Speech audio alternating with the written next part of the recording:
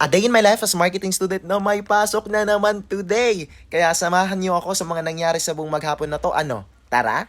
Tara!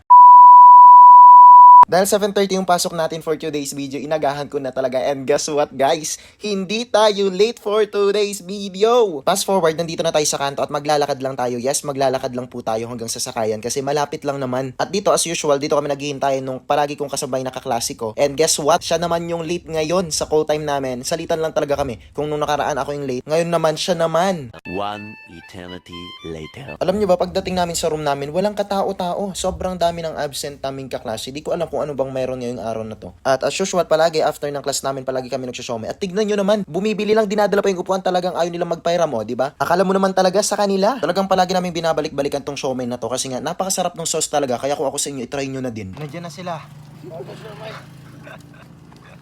Ito po si Bo Belga.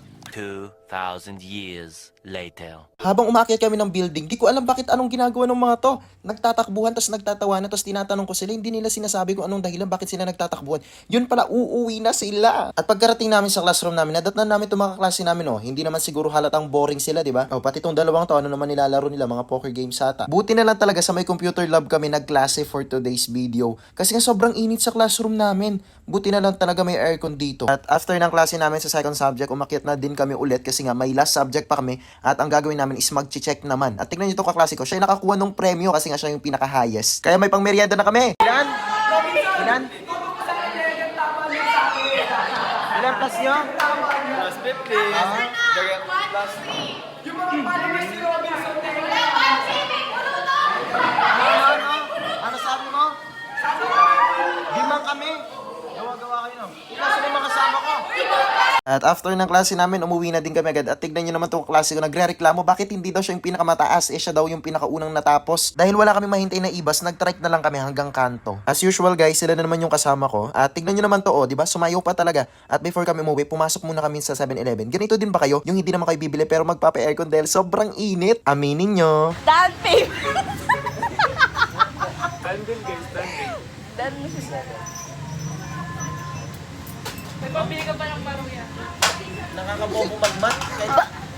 Bakit? May tanong ako, Benson. Benson, may tanong ako. Benson!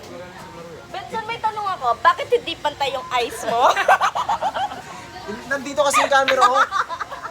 A few minutes later. Hirap ko. Ay! Buhay! Ay! Buhay! Ay! Buhay!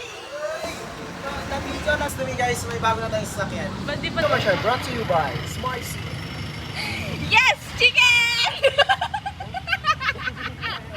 At dito na natin tatapusin tong vlog na to guys. At salamat muli sa pagsama. Hanggang sa susunod. Pakada! I can do anything.